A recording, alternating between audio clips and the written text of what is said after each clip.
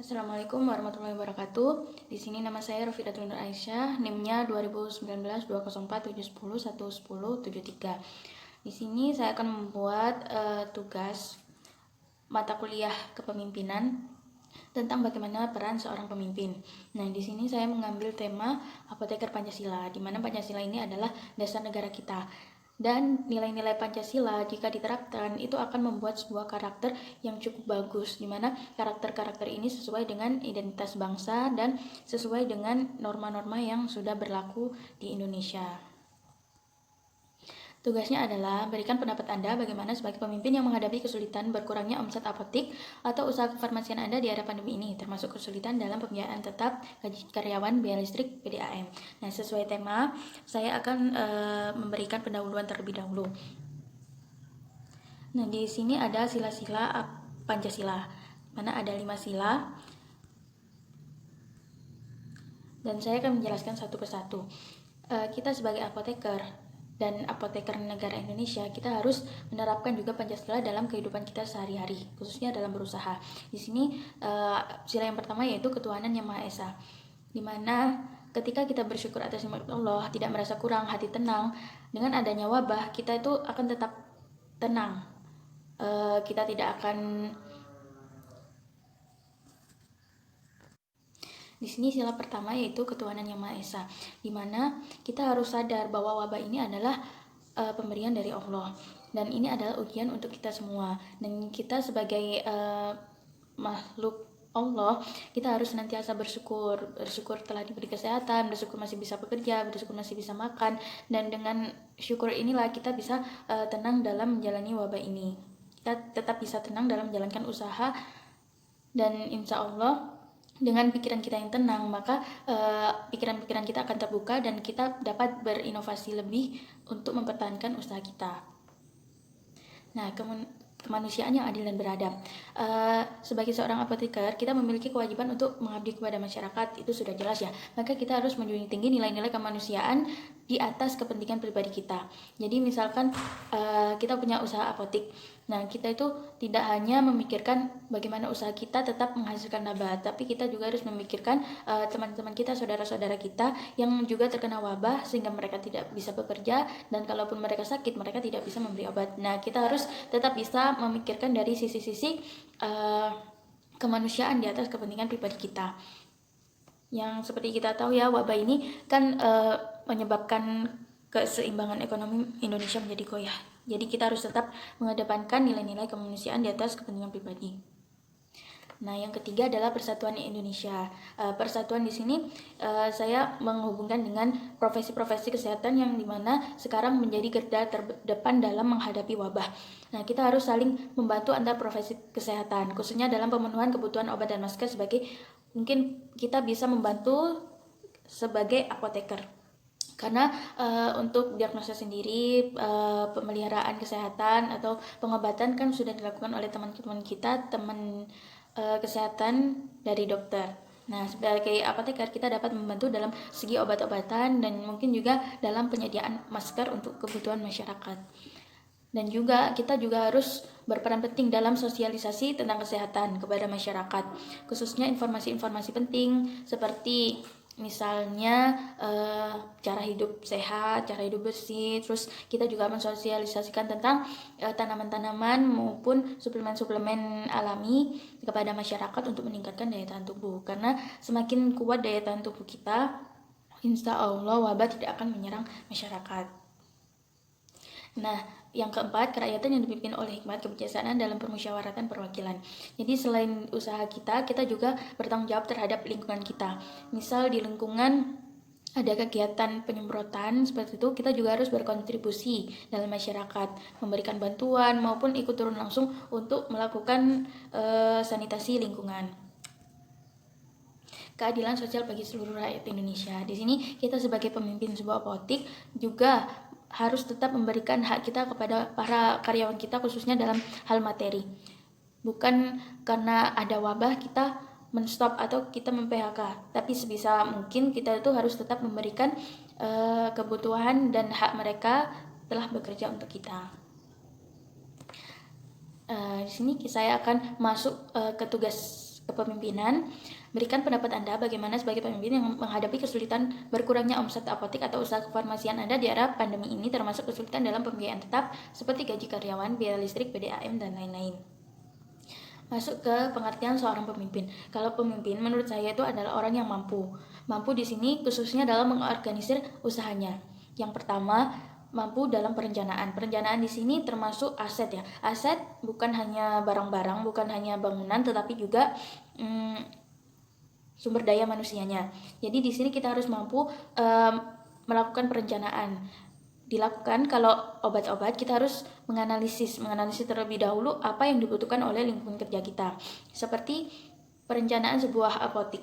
Perencanaan sebuah apotek itu tidak langsung mendirikan sebuah apotek, tapi kita harus menganalisis terlebih dahulu kebutuhan masyarakat di lingkungan kita dan juga kebutuhan sumber daya manusianya. Apakah dengan 2 sudah cukup atau 3, itu disesuaikan dengan tujuan kita mendirikan apotek. Selanjutnya adalah pengelolaan. Pengelolaan dilakukan untuk menjalankan bisnis kita. Jadi kalau kita tidak mampu mengelola sebanyak apapun dana kita, itu tidak akan cukup untuk mengembangkan sebuah usaha.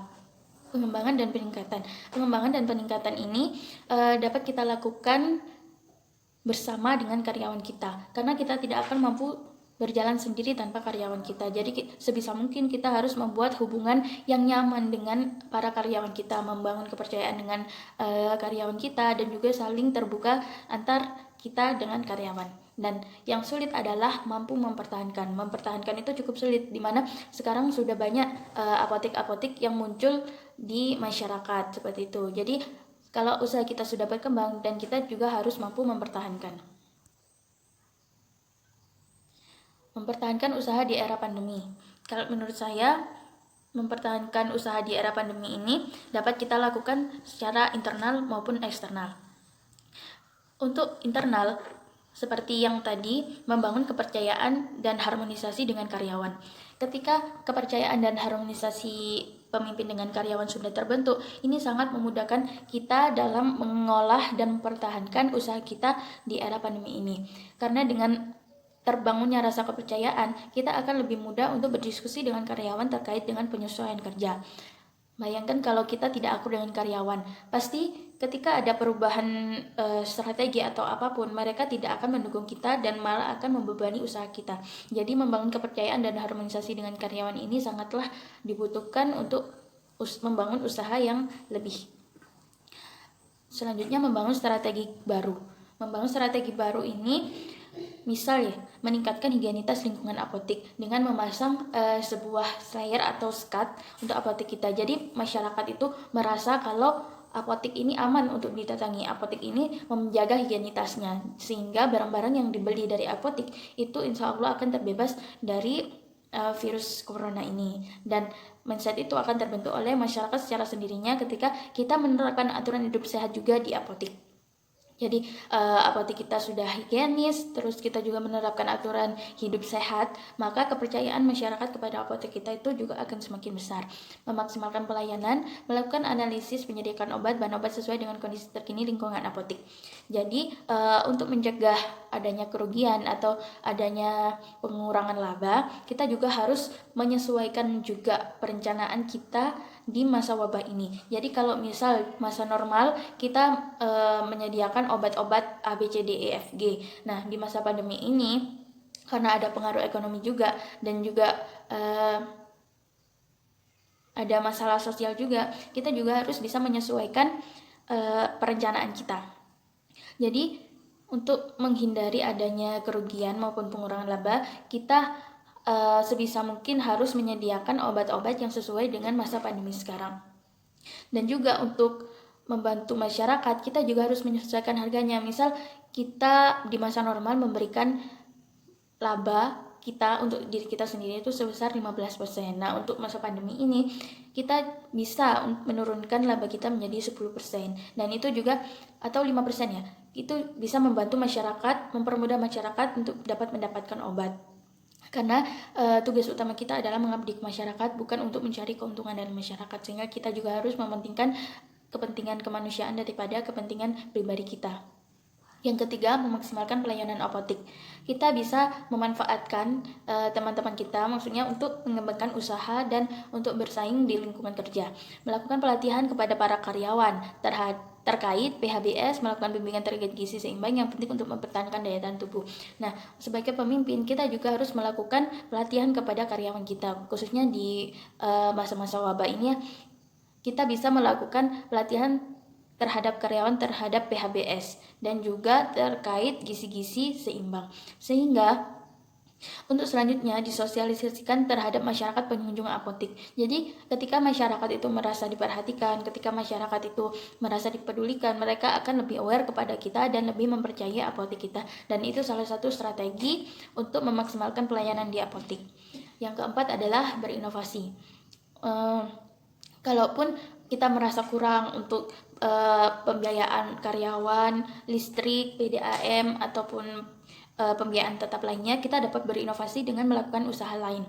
Kita dapat membuat usaha baru untuk mendorong usaha kita, baik usaha pribadi maupun bekerja sama dengan instansi lain. Contohnya pembuatan masker. Kita bisa bekerja sama dengan instansi lain atau tukang jahit untuk membuat masker, dan kita juga bisa membuat suplemen peningkat daya tahan tubuh alami.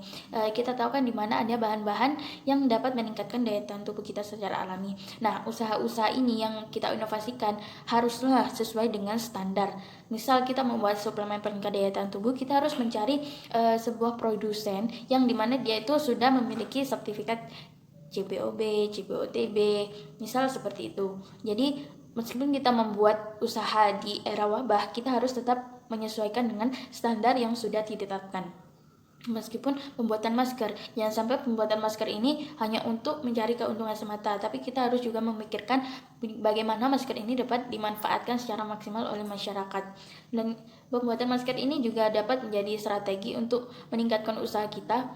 Misal orang membeli obat, kita dapat memberikan masker itu kepada masyarakat secara gratis, dan itu adalah bentuk pengabdian kita kepada masyarakat.